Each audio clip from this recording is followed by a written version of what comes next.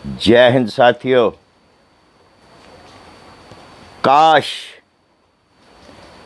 जिन आदमियों ने आत्महत्या कर ली है झूठे दहेज के केसों से, एक बार मुझे सुन लेते तो आत्महत्या नहीं करते। मुझे उन परिवारों से पूरी संवेदना है जिनके बच्चों ने डर के मारे, ये जितने फेक केस हुए हैं, जब उनको कोई चारा नहीं दिखा तो उन्होंने आत्महत्या के बारे में सोचा। लेकिन आने वाली नस्लों को मैं बचाने आया हूं। आत्महत्या तो करना ही मत। आत्महत्या करने के बाद क्या होता है, जो आपकी रूह है वो आपके परिजनों का प्रलाप देखती है, उनको संकट में फंसा देखती है। उनकी माँ की क्या हालत होती है, उनके बाप की क्या हालत होती है, जब उनकी रूहें देखती हैं वो और ज़्यादा पीड़ित होते हैं। काश हम ना मरे होते, अपने माँ बाप का सहारा बने होते।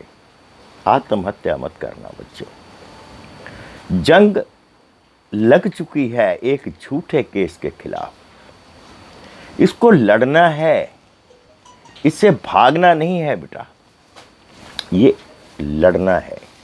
गीता में लिखा है, अधर्म के खिलाफ शस्त्र उठाना है तो उठाना है।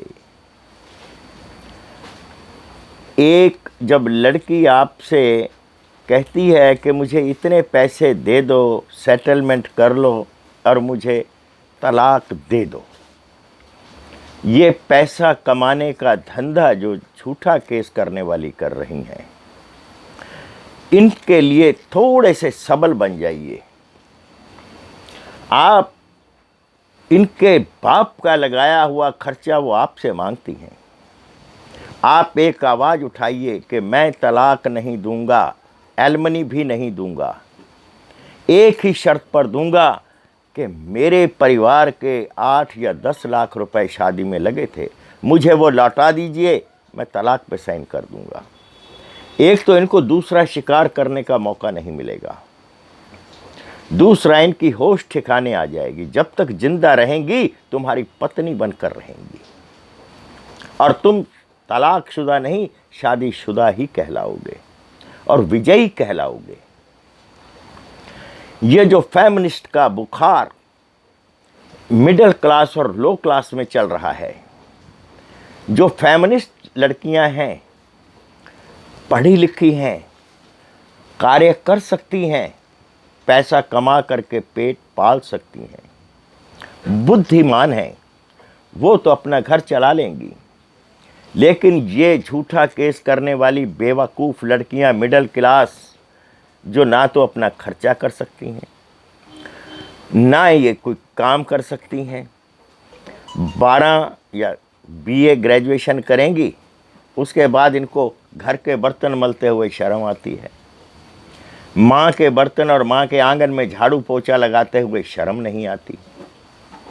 ये आज की झूठी फेमिनिस्ट जो है, ये जो झूठा अपने आप को बताती हैं कि मैं कर सकती हूँ, इनको भीख मांगते लज्जा नहीं आती। फेमिनिस्ट कहती हो 125 की धारा में भीख मांगते हुए तुम्हारा फेमिनिज्म क्या खड्डे में चला गया होता है।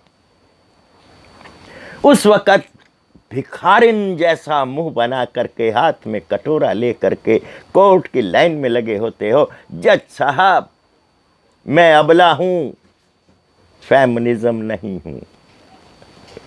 कहाँ जाता है तुम्हारा वो बुखार फेमिनिज्म का? तुम्हारी मर्जी, मैं ये डालूंगी, मैं वो डालूंगी। डाल भाई, जो अंग तुम्हारे पति ने देखने होते हैं वो अंग तुम दुनिया को दिखाती हो। किस लिए? फेमिनिज्म के नाम पर। अरे वो तो पढ़ी लिखी हैं, उनकी नकल करोगे मारे जाओगे। पुरुष ही तुम्हारा सहारा है, चाहे वो फेमिनिज्म है, चाहे वो मिडिल क्लास है। बिना पुरुष के एक कदम भी नहीं चल सकती। हमारे देवी देवता जो हैं, आप कभी ध्यान दीजिए, लक्ष्मी के साथ नारायण हैं, माता पार्वती के साथ भोलेनाथ हैं। हर देवियों को भी पुरुषों की आवश्यकता पड़ी है। सिर्फ अगर नहीं पड़ी, इन झूठा केस करने वाली राक्षसियां हैं। ये जंगल में अकेले विचरण करती हैं, ये जो समाज रूपी जंगल है इसमें, और ये अव्यवस्था फैलाती हैं। वो जो नई जवानी के पौध आती है, नए बच्चे आते हैं, उनको बरगलाती हैं। एक बच्चा पैदा करेंगी और मानसिक रूप से प्रताड़ित करती हैं अपने पति को, उसका बच्चा दिखा करके या ना दिखा करके। क्या ये क्रूरता की श्रेणी में नहीं है? सबसे ज्यादा क्रूरता है किसी का बच्चा उससे छीन लेना। इस क्रूरता का जवाब कोई देगा? बच्चों, मैं यहां खत्म करता हूं। सुसाइड नहीं करना। सुसाइड कमजोर लोग किया करते हैं। सुसाइड करने से पहले एक बार सोच लेना, 2 महीने, 6 महीने या 2 साल की आई औरत के लिए तुम सुसाइड कर रहे हो। जिस मां ने तुम्हें 9 महीने पेट में रख के इतना बड़ा पाला पोसा है, जान देनी है तो उस पर दो। ये झूठी लुगाइयों पे मत दो। झूठा केस करने वालियों पर जान मत दो। माँ बाप का सहारा बनो। जब तुम घर में औरत लाते हो ना, वो अपने माँ बाप के सहारे के लिए लाते हो। उस अपने पूरे घर का बोझ उसको देते हो, और इवन टू संपत्ति भी उसी की ही होती है तुम्हारे मरने के बाद या पहले। ये ध्यान रखना मेरी बात। लेकिन इन बेवकूफ़ नकली फेमिनिज्म को सिवाय मटकने के कुछ नहीं आता, अंग प्रदर्शन के सिवा कुछ नहीं आता। इनको एक कानून मिला हुआ है कि आप जो कहेंगी वो सच है। पुरुष को बलात्कारी घोषित करती हैं, पुरुष से बचकर चलती हैं, भले वो इनकी बाप की उम्र का हो। और ये भौंकने वाली फेमिनिज्म जो है ना, ये काटती नहीं है, ये ध्यान रखना। डरने वाले भौंकते हैं, ये कोर्ट में डर रही होती हैं। जिनके अंदर डर होता है वही भौंकती हैं। शेर के बच्चे हो, इनकी भौंक से डरते हो। मैं बनाऊंगा तुम्हें शेर, मैं बताऊंगा शेर क्या होता है। जय हिंद साथियों।